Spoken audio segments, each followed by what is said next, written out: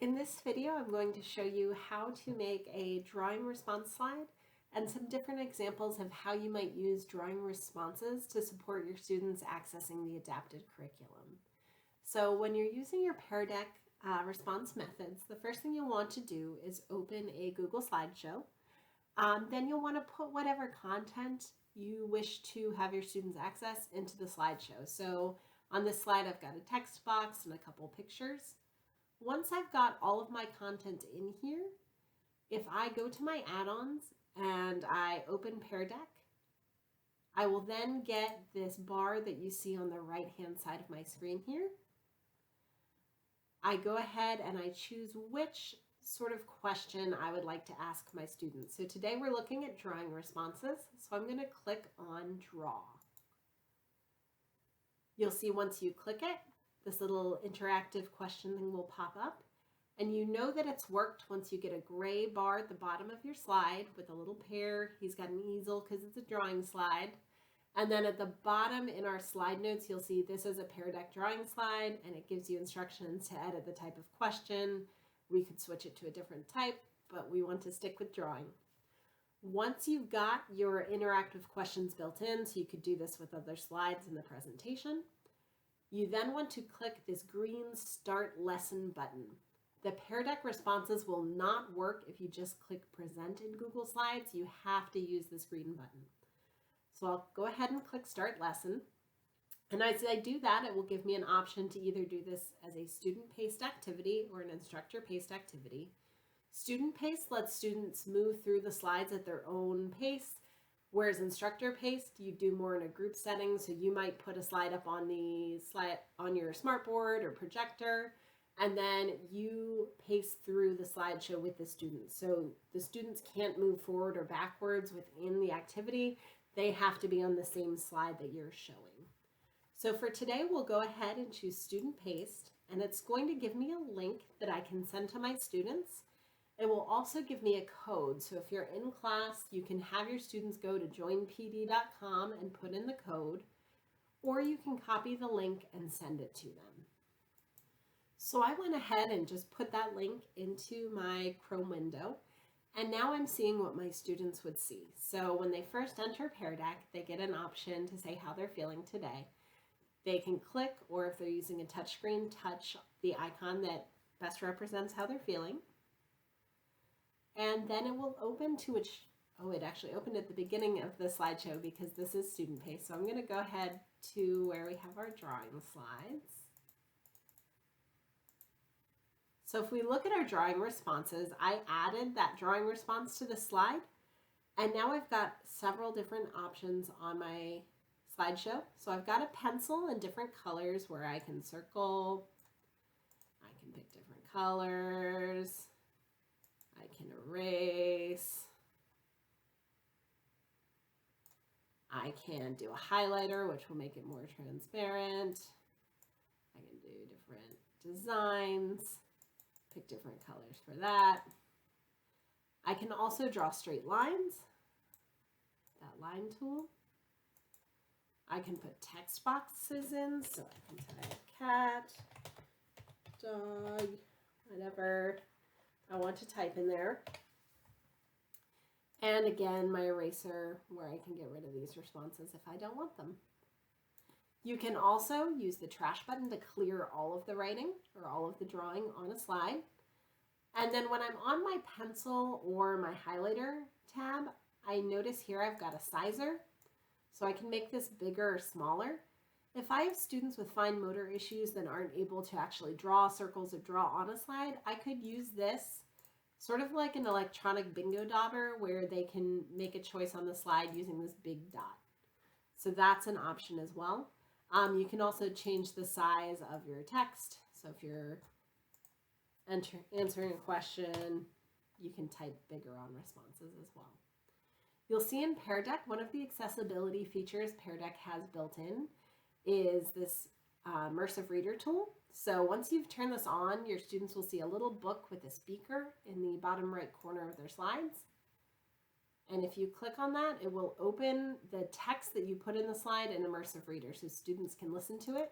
Drawing responses. They can also, you can highlight highlight different parts of speech. You can look at different text options. You can make things higher contrast if you have students who have vision difficulties. You can also do line focus and really highlight one line at a time, or do the Boardmaker picture dictionary. Responses. So if there's a picture for a word, it will show you those picture responses as well. So it's really a nice way to make things more accessible that's already built into Pear Deck. You just have to enable it in your slideshow.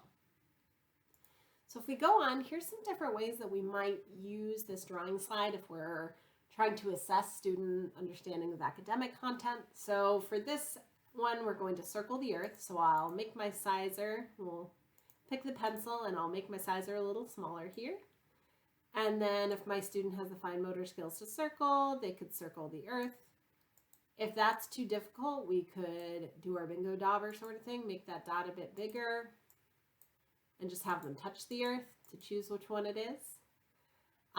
If they make a mistake, they can go into the eraser tool and erase it and start over, or they can clear all of that out using our little trash can here.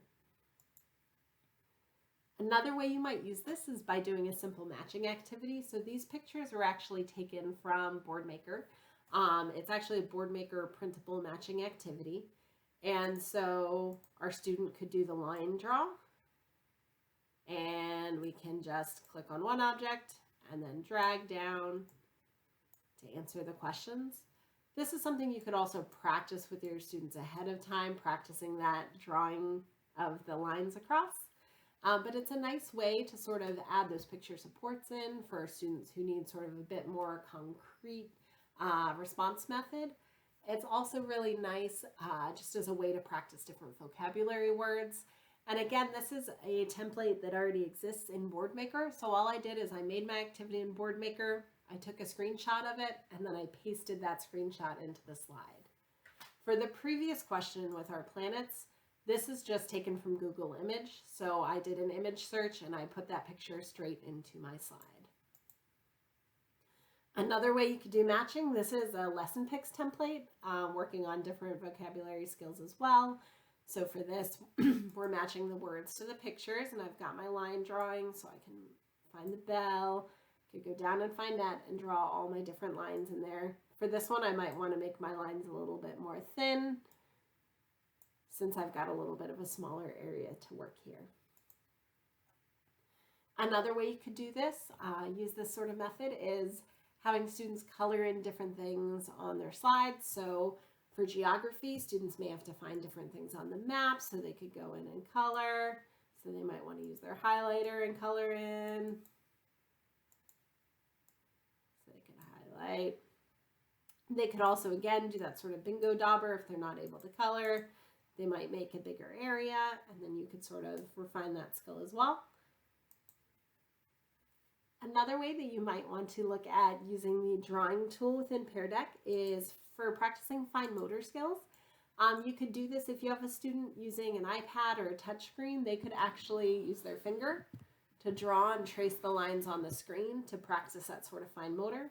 Or you could use this as well to work on mouse skills. So you could have the student actually practice their sort of click and drag skills with their mouse by tracing the different lines on the screen. And this is also taken from lesson picks. This is one of their sort of cutting templates, but instead of cutting, you could have students actually draw on the dotted line. Another way you might want to use this is another Boardmaker example. So I've used the Boardmaker multiple choice template to write a question here, and then my students have picture choices. So I could make my sizer big, and an arch made of many colors is a rainbow, so my student can just bingo daub with that big sort of pencil tool, or they could make it smaller if their fine motor skills allow, and actually circle the answer on the screen. So it's just a neat way to make things a little bit more interactive for your students. A lot of our students do well when things are presented electronically, so this could be a way to sort of get them more interested and excited about the content, as well as to let them access it in the way that's going to work for them. So if you have a student who can't physically type out responses or has difficulty with writing and spelling, You can give them those picture options, but they can still participate and answer questions this way. You could also use this as a way to sort of have a little brain break in the middle of a lesson. So for, doing something a little bit more difficult, we want to do something fun in between. You could have your students do a little coloring activity, get a little mindfulness time and calm down, and practice sort of coloring things in on the screen using our different tools here. So we can color in shamrocks or color our hat. We could also use this for practicing following directions. So you could have written directions on the screen of a few different items of color the shamrock blue, color the buckle yellow, color the hat green. So you could practice sort of some of those IEP goals that are frequently following directions, or reading and following 1 or 2 or 3 step directions. So our students could practice that with something as simple as coloring on the screen. Another way we might use this is practicing our writing skills. So if we're working on some of those OT or fine motor skills, we might want to use this on a touchscreen and have the student actually use their finger to write the word. We could also use this if you have a student practicing typing skills. They could use the text box and just click right here and type in the word. So we're still practicing copying, practicing those letters, but we're doing it on the keyboard instead. So it gives you different options. You can really scaffold this to meet your students' needs. Another way you might use this in language arts is editing sentences. So a lot of times we have our students correcting sentences for proper punctuation or proper capitalization. So they could use their highlighter and make this a little smaller and sort of highlight the mistakes or circle the mistakes. They could also use the pencil to add the correct punctuation marks to the end of the sentence. Or so we could draw it in like that. Or we could use our text box and do the same thing. So instead of trying to draw an exclamation point, they could type it in. They could also change that size to make it fit a little bit better. So it gives them options for drawing, for typing in and editing those sentences right on the screen, where you can provide the sentences. But if you have a student who might usually do this with pencil and paper, but they have a hard time holding a pencil or accessing things on paper, or they could be participating virtually, this gives you an option for letting them do that same skill in a different way. This is one of the Pear Deck templates. So Pear Deck has a lot of pre-made slides already available in their templates gallery. This comes from a slide deck that they call Pear Deck for Littles. So it's working on a lot of those skills for like kindergarten and first grade. So you could have your students put the hands on the clock if they're learning how to read the analog clock. So we want to make it 1:30. We could use our drawing tool and do our hour hand in blue, our minute hand in red, and our students have shown a time on the clock. And you could take this slide and edit the text so you have a number of different slides practicing this skill. Another way you could use this is doing that sort of bingo dauber sort of thing. I might do this with my highlighter so that it's transparent. And then going through, and we're going to find all the letter A's. So practicing those literacy skills and recognizing different letters. It's just a neat way to practice it, make it a little bit more fun and interactive for our kids. And again, if students are accessing this on a touchscreen or an iPad, instead of clicking, they can just touch right on the screen where that letter is. And you could make your circles bigger or smaller for your individual students. This is one of the templates built into Pear Deck, but again, you can edit or take their ideas and make your own things as well. Could also do this with money. So we've got real photos of money here. I might want to make my lines a little bit smaller so they can draw lines matching to the different coins on the screen. You could do this with dollar bills, with different items and objects as well. This is another one of the pre-made Pear Deck slides from that little slideshow. So you could take your pencil and do circling, things that start with B. You can practice doing different colors. So find the bat, the bug, balloon. We've got a lot of B words, and it's just a quick way to see, do my students get that sort of phonemic awareness and getting those, recognizing what those starting sounds are in different words. You could do something like this as well, where you add your own objects in. But again, Pear Deck's made a lot of these things ready to go for you. So you can use them as is, or you can use them as ideas to create your own as well. So again, for language arts, we might be doing those middle sounds and what letter is missing. So our students could use our text tool to type in the letter. They could use our pencil tool to write in the letter. And it gives them a few different options for how they might want to do that. The nice thing with Pear Deck as well, as a teacher, it gives you feedback of what your students are doing. So if I go in the slideshow to our drawing responses, I can actually see how my students have responded to different questions. So my student cleared the screen and deleted that response, so there's no answer there. But I can see here my student did some matching. If I'm presenting this to the whole class, I could star it as an example to show other students. I can also use this little feedback tool to write feedback. So I could say, great job. And a lot of our screen readers that students might access work with this feedback as well. So if you've got students who have read and write or natural reader, they can listen back to your feedback. But it just lets you see what your students have done. If you're, again, showing this to the whole class, you can overlay your responses, so multiple student responses will all show up at once. You can sort of get a quick view of where your students are, what they might be struggling with, and what you might need to spend more time on. Or you can view the individual student responses either in a list or a grid so that you can see how your students are doing and get that data.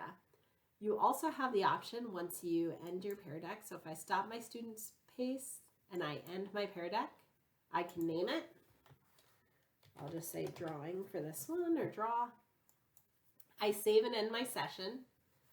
And then I can share this link with my students that will give them a sort of document with all of their takeaways.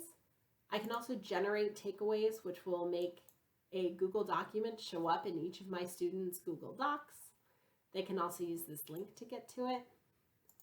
And then as a teacher, I can go back and view my student responses this way. So I can see what my student did on any individual day, what their responses were. So if we go through down to our drawing responses, I can see the blank slide and then what my student did with it.